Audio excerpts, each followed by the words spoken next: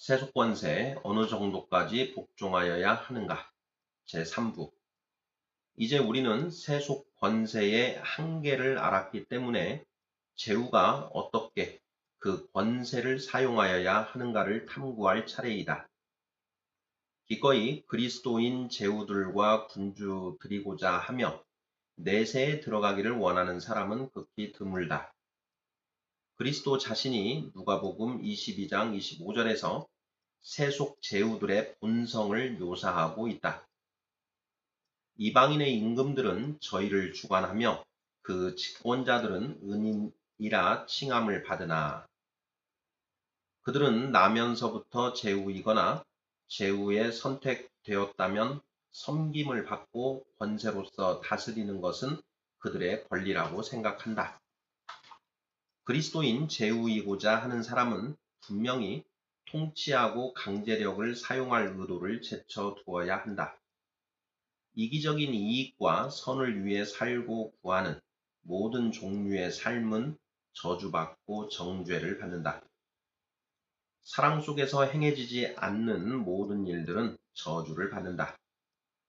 그러나 이기적인 쾌락, 이익, 영예, 편안함, 구원을 위해서가 아니라 다른 사람들의 이익, 영예, 구원을 위하여 전심으로 행해지는 것은 사랑 속에서 행해지는 것이다. 나는 여기서 세속의 일들과 정부의 법에 대해서는 아무것도 말하지 않을 것이다. 왜냐하면 그것은 방대한 주제이고 이미 너무도 많은 법률 책들이 존재하기 때문이다.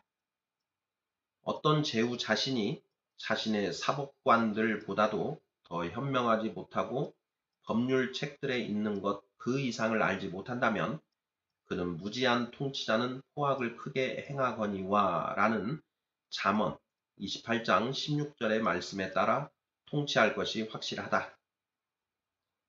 법들이 아무리 선하고 공정하다고 할지라도 법들은 모두 어쩔 수 없는 경우들에 있어서 예외가 있는데 이때 법들은 강제로 집행될 수 없다. 그러므로 제후는 칼과 마찬가지로 법을 손에 굳게 부여잡아야 하며 자신의 마음 속에서 언제 어디에서 법이 엄격하게 적용되어야 하고 온건하게 적용되어야 하는가를 결정함으로써 이성이 언제나 모든 법을 통제하고 모든 법에 대한 최상위의 법이자 통치가 될 수 있도록 하여야 한다. 관리자는 자기 하인들과 자녀들에게 일정한 시간과 일의 분량, 음식을 지정하지만 자기 하인들이 뜻하지 않게 병이 들거나 감옥에 갇히거나 구류를 당하거나 사기를 당하거나 다른 방식으로 방해를 받는 경우 그러한 규율들을 변경하거나 생략할 권세를 행사해야 하고 병든 자를 건강한 자와 동일하게 심하게 다루어서는 안 될 것이다. 내가 이것을 말하는 것은 사람이 명문화된 법이나 법률 고문을 쫓는다면 그것으로 충분하고 뛰어난 것이라고 생각하지 않도록 하기 위함이다. 그것 이상의 것이 요구된다. 제후가 충분히 현명하지 않고 사법관들과 법률 책들의 지시 사항들을 따를 수밖에 없다면 제후는 무엇을 해야 하는가? 나는 이렇게 대답할 것이다. 이런 이유 때문에 나는 제후라는 직책은 위험스러운 것이라고 말했다.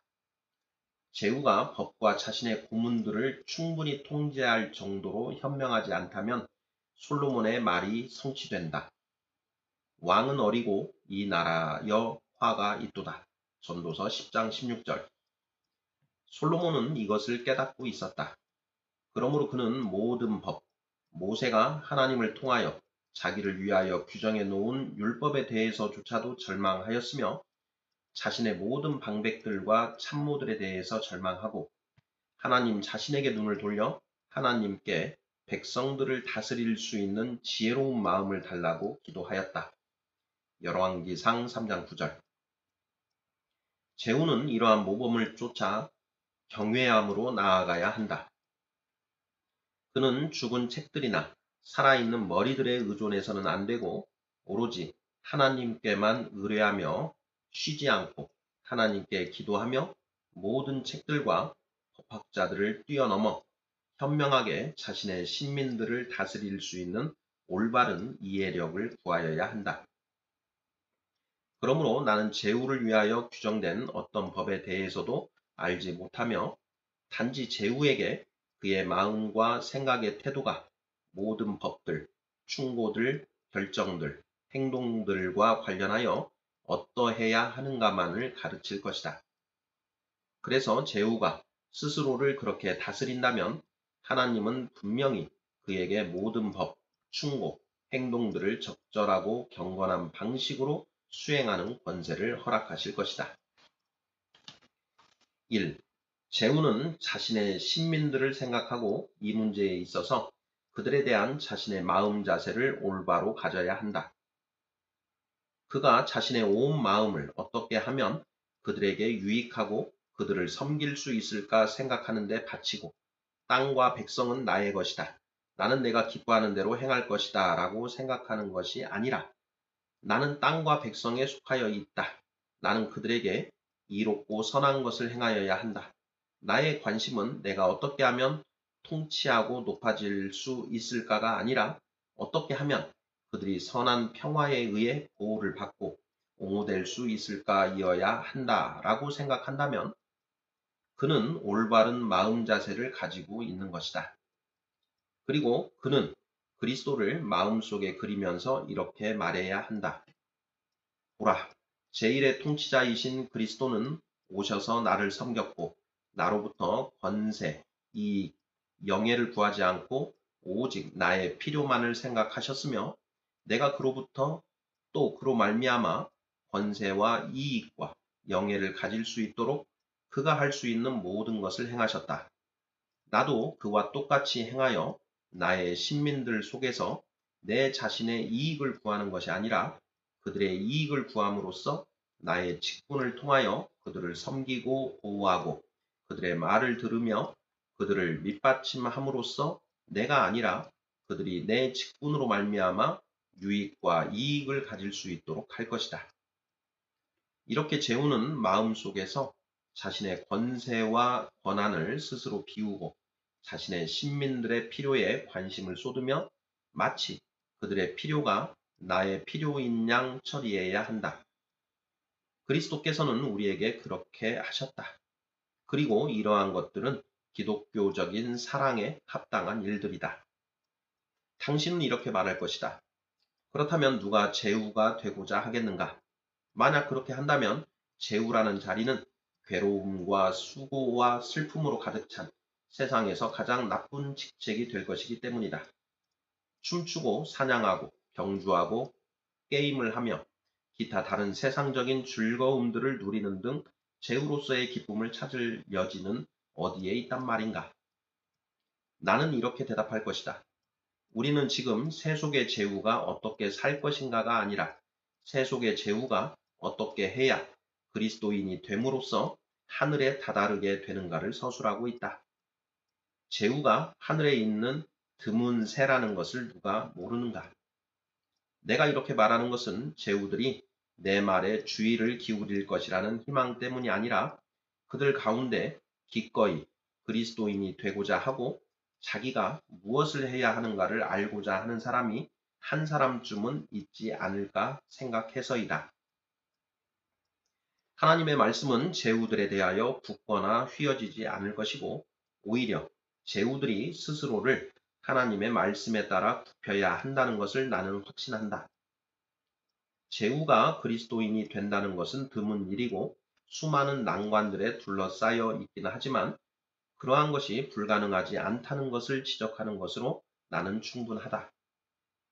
그들이 춤추고 사냥하고 경주하는 것을 자신의 신민들에게 상처를 주지 않게 행하며 그 밖의 일에 있어서 자신의 직분을 신민들에 대한 사랑 속에서 수행하고자 한다면 하나님은 그들이 춤추고 사냥하고 경주하는 것을 꺼릴 정도로 완고하지 않으실 것이다.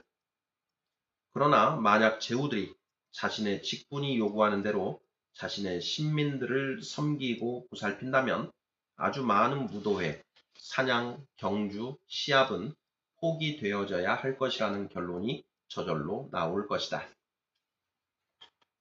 2. 제후는 고관 대작들과 자신의 참모들을 경계하고 자신이 그들 가운데 누구도 무시하지 않고 그 가운데 누구를 신임하며 모든 것을 그에게 맡기지 않도록 처신하여야 한다. 하나님은 그 어느 쪽도 참을 수 없기 때문이다.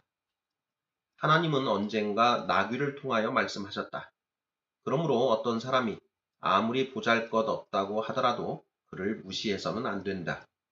민수기 22장 28절. 한편 제후는 천사장이 하늘로부터 떨어지는 것을 허용하셨다. 요한계시록 12장 9절. 그러므로 어떤 사람이 아무리 지혜롭고 거룩하고 위대하다고 하더라도 그 사람을 신임해서는 안 되며 오히려 모든 사람의 말에 귀를 기울이고 그들 가운데 누구를 통하여 하나님이 말씀하시고 행하시는가를 눈여겨보아야 한다. 제후가 자신의 생각을 고관 대작들과 아첨꾼들의 노예로 만들어버리고 현실을 있는 그대로 보지 못할 때 궁정에서 최대의 해악이 벌어진다. 제후가 현실을 제대로 못 보고 우롱을 당하게 되면 한 사람이 다치는 것이 아니라 그 땅과 백성 전체가 그러한 바보짓의 결과를 짊어져야 하기 때문이다. 그러므로 제후는 자신의 통치자들에게 신임과 권세를 부여하기는 하되 여전히 통치권의 핵심을 자기 수중에 지니고 있어야 한다. 제후는 눈을 부릅뜨고 주의를 게을리하지 않아야 하며 여호사밧처럼 정부와 법이 어떻게 운영되고 있는가를 온 땅을 두루 돌아다니며 살펴보아야 한다. 역대기하 19장 4절 상반절. 이런 식으로 제후는 사람은 누구를 절대적으로 신임해서는 안 된다는 것을 스스로 깨달을 것이다. 어떤 사람이 성령으로 충만하고 선한 그리스도인이 아니라면 그가 당신만큼 당신과 당신의 땅에 관심을 가질 것이라고 생각해서는 안 될 것이기 때문이다. 자연인은 그렇게 하지 않는다. 하지만 당신은 그가 그리스도인인지 아닌지 또는 얼마 동안 그가 그리스도인으로 남아 있을 것인지를 모르기 때문에 당신이 그를 의존하는 것은 안전할 수 없다. 특히 자애로우신 군주시여, 왜 각하께서는 나를 더욱더 신임하지 않으십니까? 저보다 각하를 기꺼이 섬기고자 하는 사람이 어디 있습니까? 라고 말하는 사람들을 경계하라.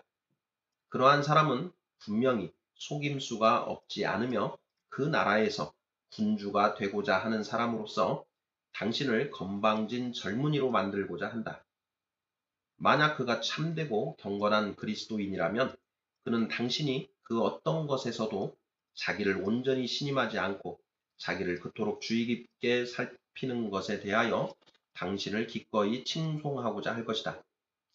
왜냐하면 그는 하나님의 뜻에 따라 행함으로 그리스도께서 요한복음 3장 21절에서 말씀하고 있는 대로 자신의 행위들이 당신이나 다른 사람에 의해서 밝히 드러나는 것을 기꺼워하고 감내할 수 있기 때문이다. 진리를 쫓는 자는 빛으로 오나니 이는 그 행위가 하나님 안에서 행한 것임을 나타내려 함이라.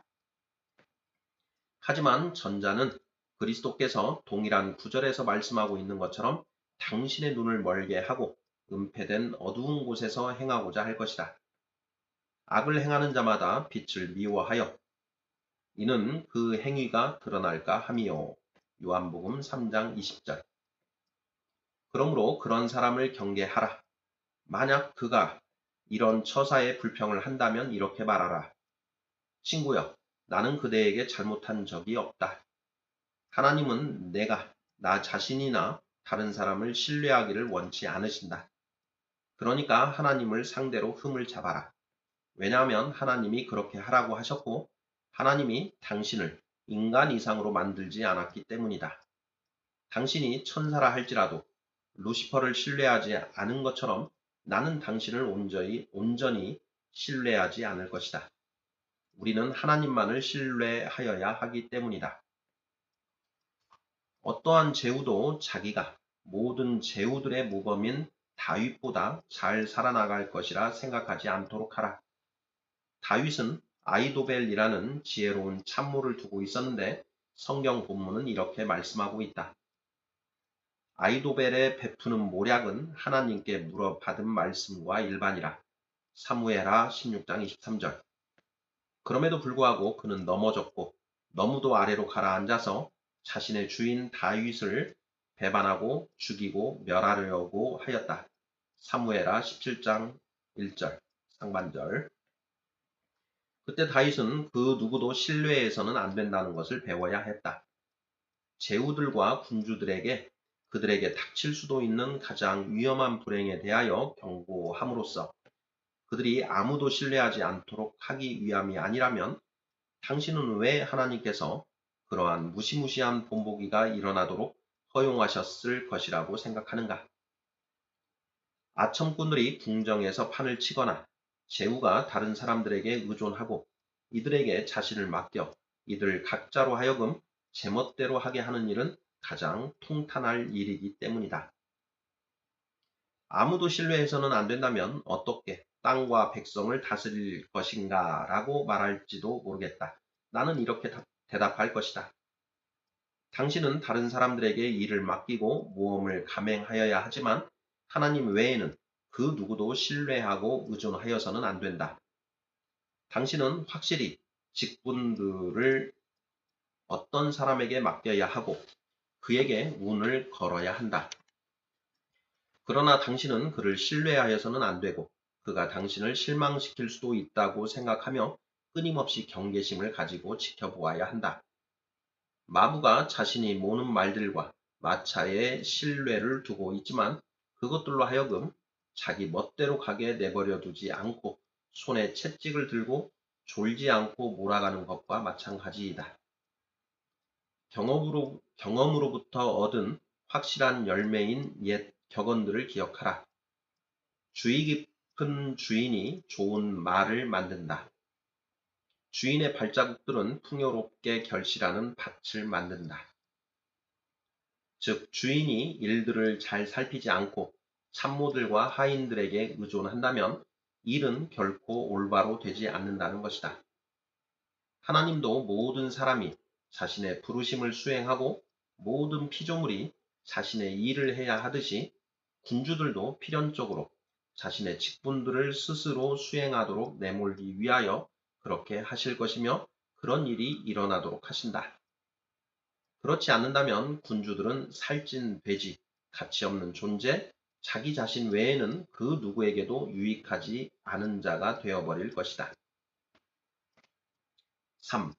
제후는 악을 행하는 자들을 공정하게 다루는 데 주의를 기울여야 한다.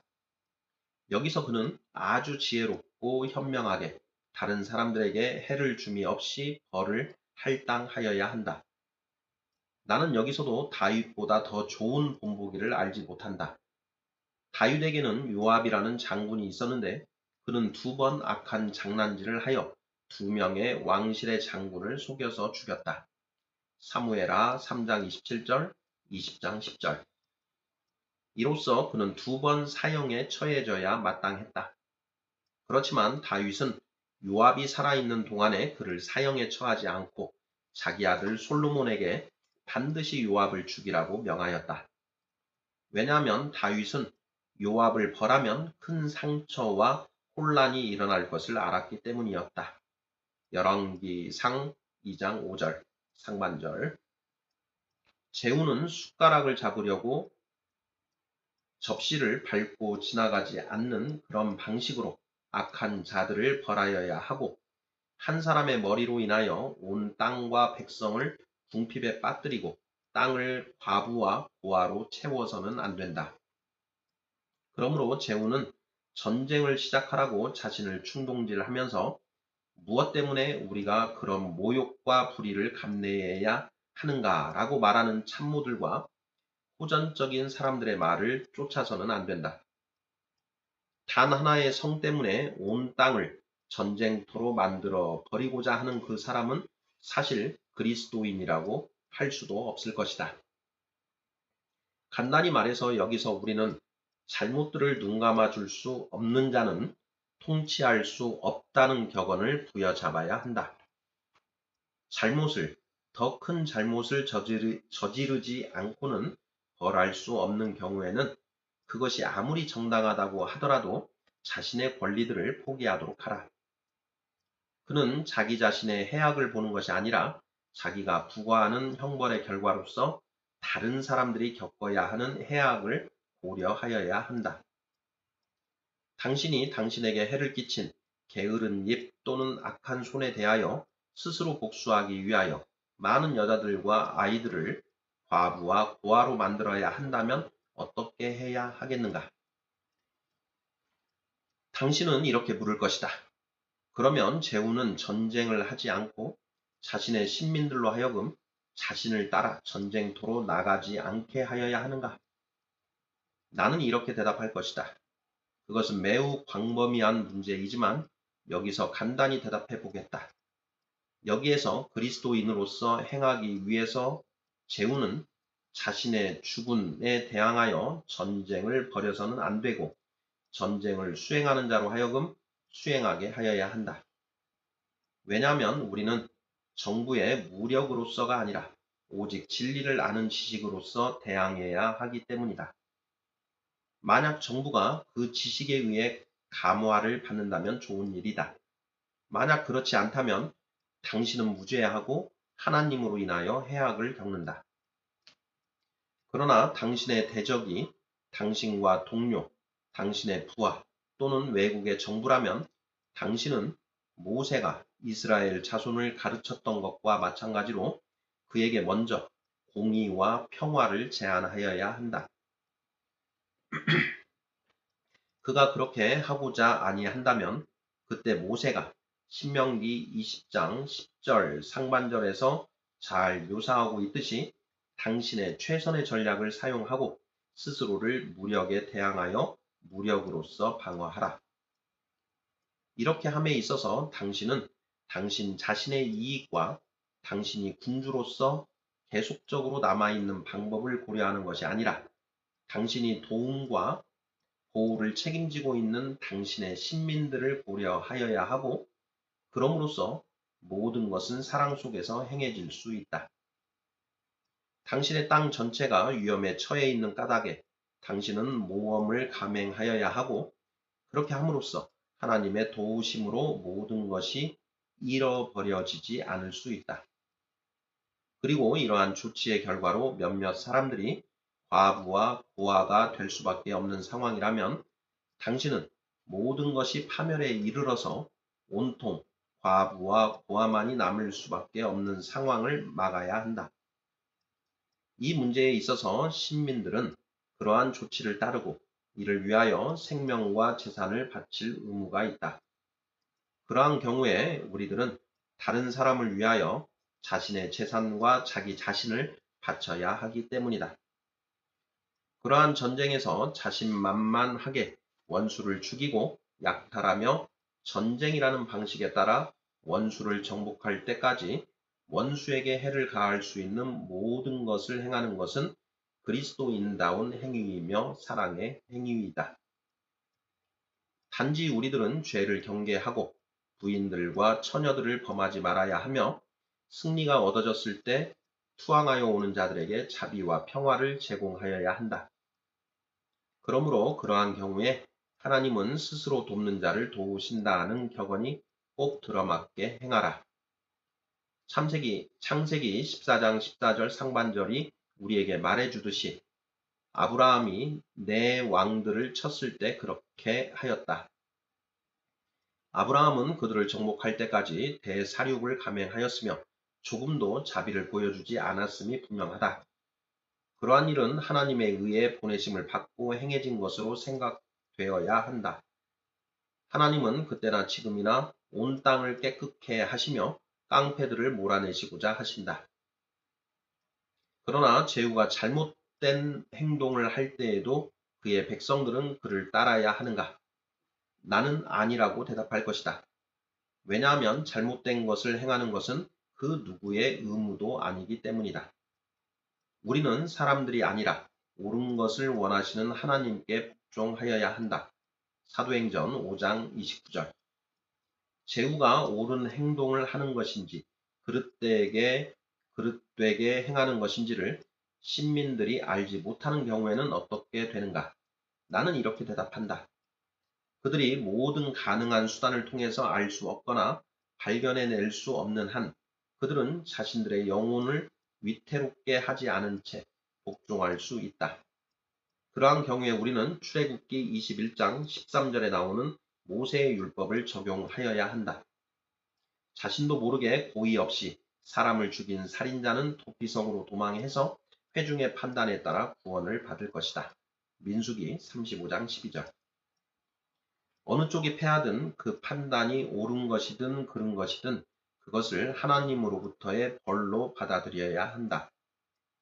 그러나 그런 것을 모르고 어느 편이 싸움을 해서 이기면 그들의 싸움을 마치 어떤 사람이 지붕에서 떨어져 다른 사람을 죽인 것인 양 취급하여 그 문제를 하나님께 맡겨야 한다. 하나님이 공평한 군주를 통해서 당신으로부터 재산과 생명을 앗아가듯 불공평한 군주를 통해서 앗아가든 그것은 하나님께는 동일한 것이기 때문이다. 당신은 하나님의 피조물이며 하나님은 자신이 원하시는 대로 당신을 다룰 수 있다. 오직 당신의 양심이 깨끗하다면 하나님도 창세기 20장 6절에서 아비멜렉이 아브라함의 아내를 취하였을 때 그가 올바른 것을 행했기 때문이 아니라 그녀가 아브라함의 아내임을 몰랐기 때문에 아비멜렉의 행위를 용서하고 있다. 4. 우리는 진정 가장 우선이어야 하는 것에 이르렀고 이에 대해서 우리는 위에서 말을 했다. 제후는 또한 자신의 하나님에 대하여서도 그리스도인다운 방식으로 행하여야 한다. 즉 제후는 솔로몬이 하였던 것과 마찬가지로 온전한 신뢰 가운데서 하나님께 복종하여야 하고 잘 다스릴 수 있는 지혜를 기도로서 구하여야 한다. 그러나 하나님에 대한 믿음과 신뢰에 대해서는 다른 곳에서 많이 썼기 때문에 여기서는 더 이상 말할 필요가 없을 것이다. 그러므로 우리는 제후의 의무가 4가지라는 것을 간단하게 말함으로써 그를 마감하고자 한다. 첫째, 하나님에 대하여서는 참된 신뢰와 진실한 기도.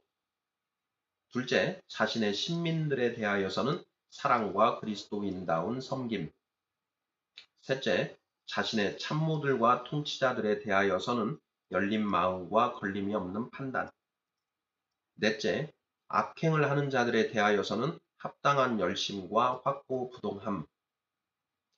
이렇게 할 때 그의 나라는 외적으로나 내적으로 올바르며 하나님과 백성들을 기쁘게 한다. 그러나 제후는 많은 시기와 슬픔을 겪을 예상을 하여야 한다. 그러한 통치자의 어깨 위에는 십자가가 곧 걸머 지워질 것이다. 끝으로 반환, 즉 부당하게 획득한 재산의 반환에 관하여 이론을 제기하는 사람들에 대한 대답을 덧붙여 두어야 하겠다. 이것은 세속의 칼의 일반적인 과제이며 그것에 관하여서는 많이 썼고 그것을 논의함에 있어서 시시콜콜한 문제까지도 제기되어 왔었다. 나는 그것 모두를 몇 마디 말로 표현함으로써 단번에 모든 이러한 법들과 그에 수반되는 가당찮은 핑계들을 동시에 처리하고자 한다. 이 주제에 대해서는 사랑의 법보다 더 명확한 법을 찾아볼 수 없다. 먼저 어떤 사람이 다른 사람에게 재산을 반환하여야 하는 그러한 경우가 당신 앞에 제기될 때 그들이 모두 그리스도인이라면 문제는 금방 해결된다. 왜냐하면 어느 쪽도 다른 사람에게 속한 것을 움켜쥐고 있지도 않을 것이고 그것을 반환하라고 요구하지도 않을 것이기 때문이다. 단지 한 사람, 즉 반환을 받아야 하는 사람이 그리스도인이라면 그것 또한 해결하기 쉽다. 왜냐하면 그는 그것이 반환되어야 하는지 그렇지 않은지에 신경을 쓰지 않을 것이기 때문이다. 반환을 해야 하는 사람이 그리스도인이라도 마찬가지이다. 그는 그렇게 할 것이다.